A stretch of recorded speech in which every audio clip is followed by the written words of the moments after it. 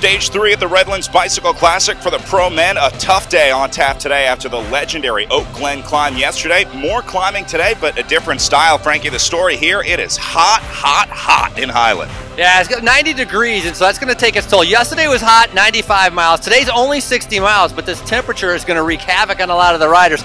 Yesterday, they extended the time cut to allow a lot of the riders to be able to race today, but they're not going to have that kind of courtesy. They have to be able to stay with the group to get to the finish because they're going to start narrowing down that field before the criterium.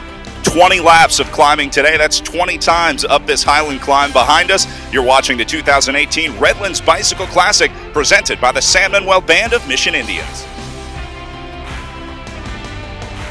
Lots of pressure on the shoulders of yesterday's winner, Thomas Rivard. He got himself a comfortable lead with a solo win yesterday, but he'll need his team to maintain that GC lead today.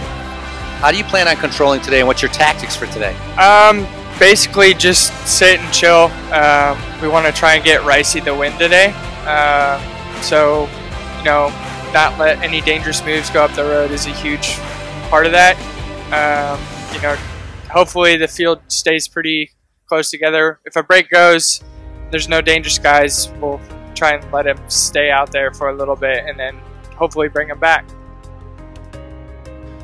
The early part of the men's race was marked by multiple breakaways trying to go early, but the groups of 4 and 5 never really found a rhythm and couldn't get more than 15 or 20 seconds ahead before the field would bring them back.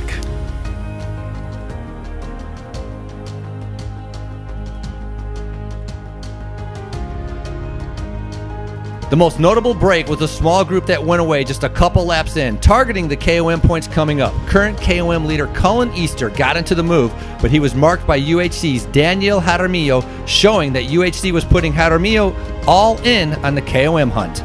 Jaramillo went right past them as they approached the first KOM to cross the line first, ahead of Volo's Fernando Lopez and Haluesco's Brian Sanchez.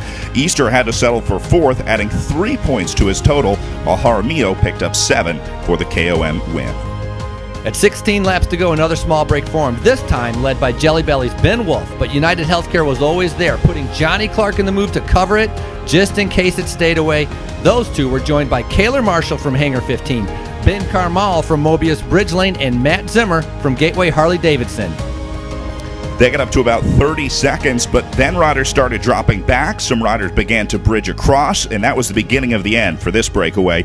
United Healthcare saw an opportunity and sent 2 up the road, with Jaramillo being joined by Janier Acevedo, along with Volo's Fernando Islas early on. They stayed away through the second KOM, where it was Jaramillo followed by Acevedo and Islas. That was it for Islas as he went back into the group, leaving the pair of UHC riders all alone off the front, and it was halfway through the race. That group of 2 eventually came back, and it was yet another group of 4 slipping away. This time, United Healthcare sent Lachlan Norris, while Jelly Belly had Ulysses Castillo in the breakaway, joined by Josh Kropf of the Applewood Garneau team and Corey Lockwood from Project Echelon.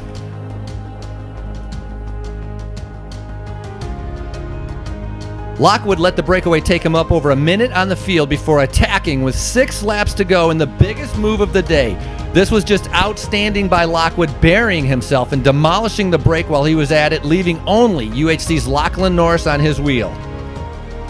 Lockwood rolled through the 3rd and final KOM first, but he was clearly focused on the finish of the race, trying to keep the chasers at bay behind him. But Hagens-Berman action was all hands on deck, putting the entire team on the front to make sure Rivard would hold on to his yellow jersey and possibly set some of their other climbers like Michael Rice up for a stage win. Out of the final turn, heartbreak for Lockwood as he gets caught just at the bottom of the climb, setting up for an explosive battle for the stage win. United Healthcare's Sebastian Haedo jumped on the climb and never looked back, hitting the line just a couple seconds ahead of Hagens-Berman Action's Michael Rice in 2nd, and another great Redlands performance from Elevate KHS's James Piccoli in 3rd. I was in 8-10 wheel, and then Piccoli, he went too early. He made one line. I was waiting, and then in the end, I went full, but the last 30 meters was really hard, you know. Sebastian was in the rail, keep going to the line, but yeah, finally I got it, you know, and I'm so happy to win again here after many years.